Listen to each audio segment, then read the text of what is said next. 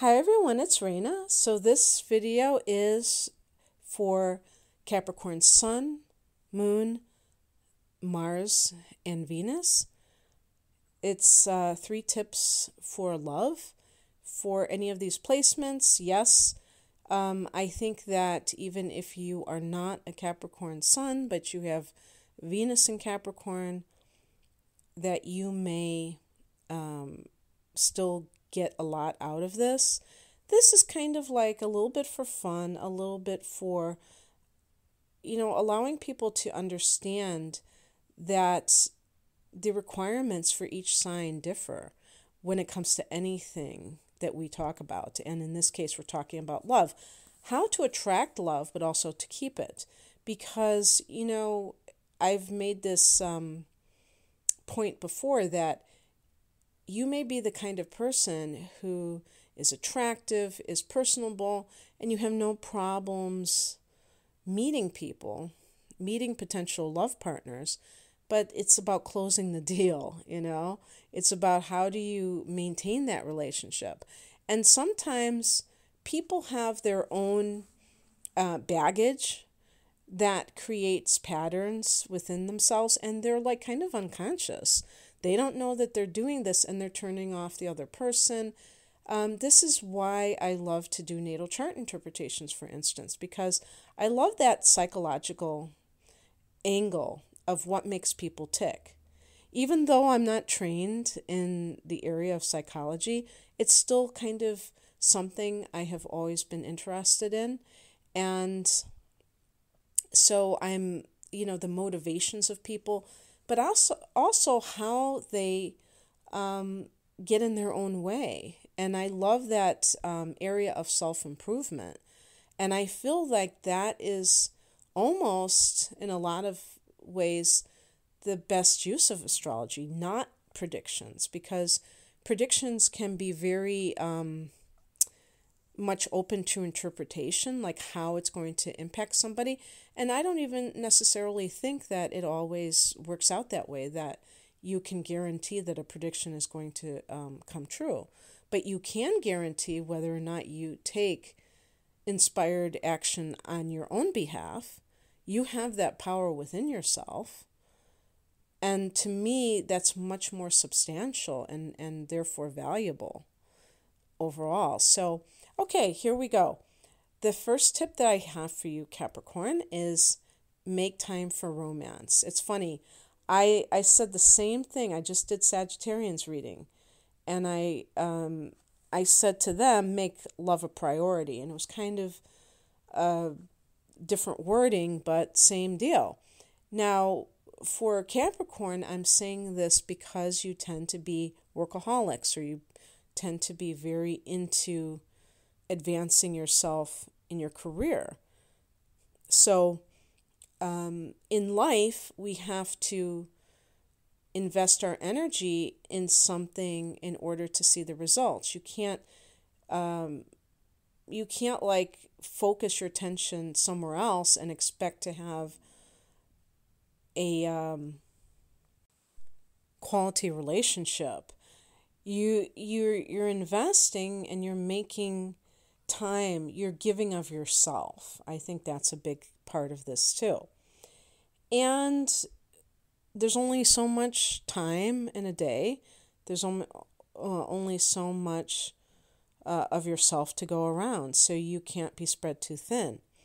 So taking it seriously, just like I said with Sag, but in a different context, respecting what a relationship is, and understanding that it doesn't end in the courting phase, if people still use that term in 2019, going on 2020.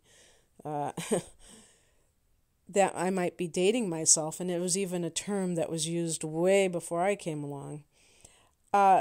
Just in the romantic phase of getting to know the other person. You're signaling to the universe, and you're signaling to the other person that you care enough to make space for that person in your life, is basically what I'm trying to say. The second tip is value inner qualities. Now, I'm not suggesting that you're shallow per se, but you're an earth sign. And even if you have a sun in Sagittarius, if you have Venus in Capricorn as a sun in Sag, you may be the kind of person who looks at a potential partner's resume to see whether they have what it takes. And I'm being a little bit hyperbolic, but you know what I mean. The point is that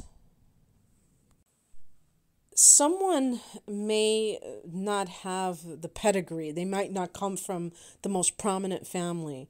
They might not have the most impressive resume or job title or make, the greatest amount of money, but they may be your perfect mate.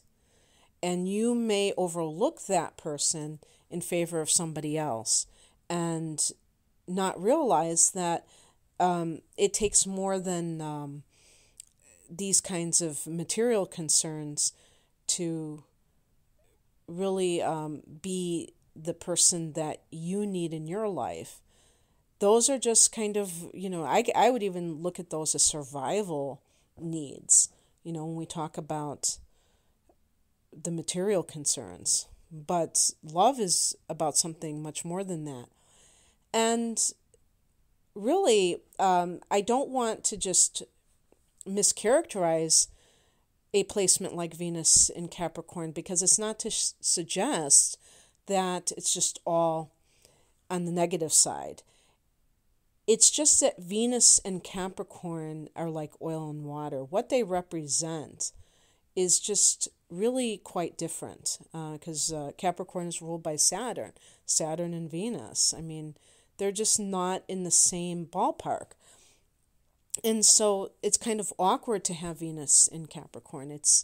It doesn't quite fit, and therefore the person has to kind of adjust. It's like if you have shoes that are a little bit too small, you're going to have to adjust that in some way. Wear thinner socks, I don't know. And just in general, because like I say, these, whether it's the moon or the sun or Venus or Mars, there may be some of that present in all of those placements that can affect your love life.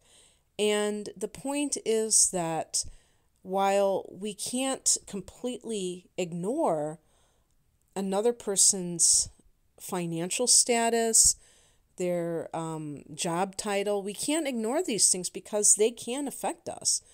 If you're married to somebody who's a doctor, even if that's, oh wow, it's so impressive, you have to be prepared for maybe only seeing that person on the weekend.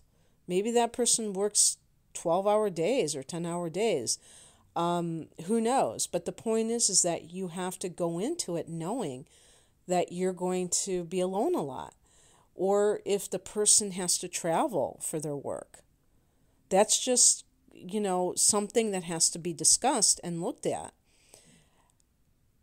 And if a person's irresponsible with money, I don't think that these things are completely irrelevant, but I'm saying being overly concerned with that. And we know people who that is the area of life, the material is just about everything that they talk about.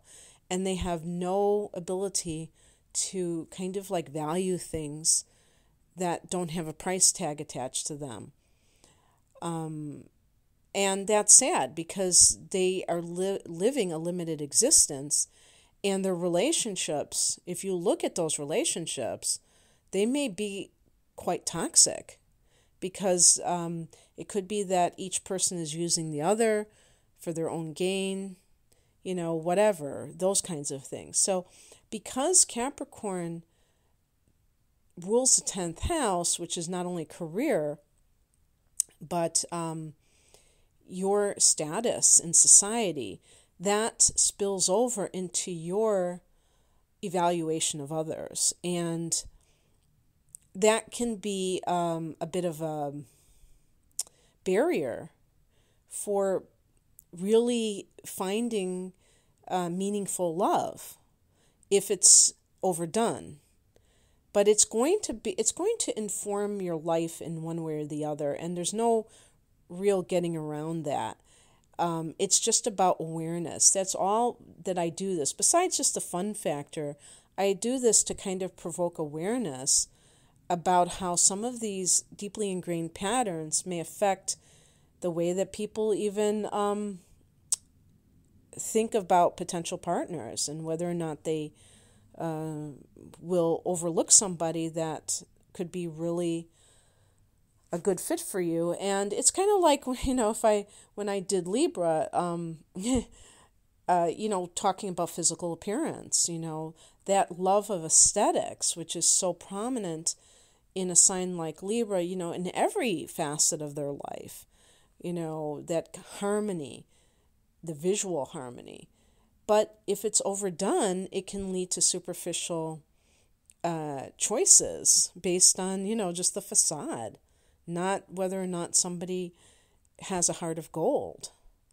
So that's why I say that to you. I'm not picking on you by any stretch of the imagination.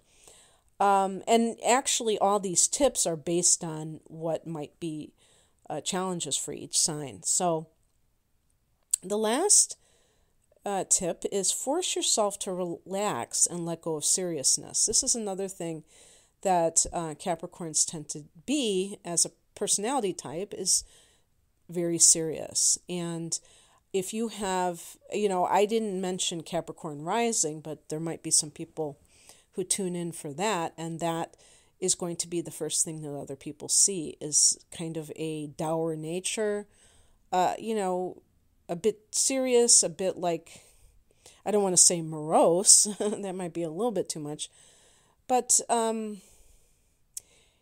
not very effusive, not very warm, businesslike, maybe a bit terse, or something like that, like, not very, kind of abrupt and things like that. And the thing is that the ruler is Saturn, the ruler of Capricorn. And so Saturn favors economy. So we could even talk about economy of words. If you have, Mercury in Capricorn, you may just be a person who doesn't want to go on and on about things. You just want to talk about things that you feel are important.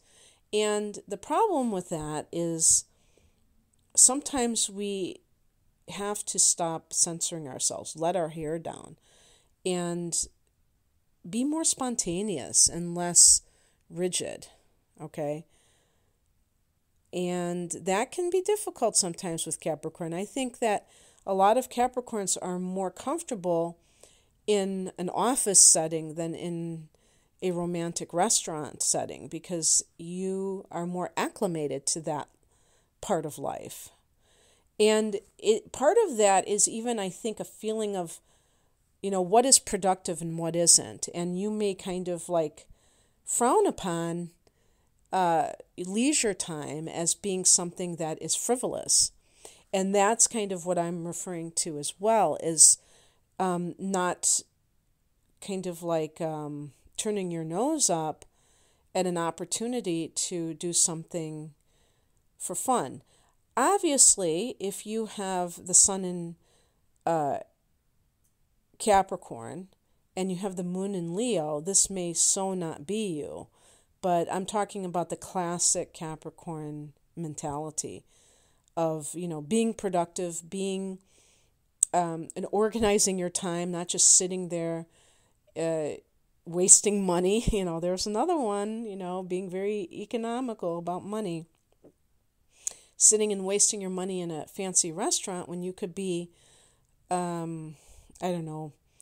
sanding the back porch or something if you have your time off. Doing something worthwhile and productive, not just some pie-in-the-sky date, And that is, I did want to end this video by saying I have read this quote that Capricorn is old when they're born and they get younger as they get older. And this is kind of a paradoxical thing because Saturn is Father Time But because Capricorns come into this world with a certain sense of, I don't know if I'd say sense of urgency, but this mission or this, being very like ambitious to realize certain goals, maybe even from a young age, just really knowing what you wanted to do and then doing it because you're a cardinal sign, you can chill later on, like in middle age and above that, because you've accomplished those goals. You've done it. So that's the beauty part. Once you've been able to do what you set out to do, you can take a breather and you don't have to fear the kind of pressure from Saturn anymore, because you've kind of like made your personal success a priority, and then you can kind of be more relaxed and able to enjoy other things in life. Okay, that's what I have for you. And if you would like a personal reading from me, I'm going to have the link to my website below, and that is rainamoonastrology.com. Take care. Bye.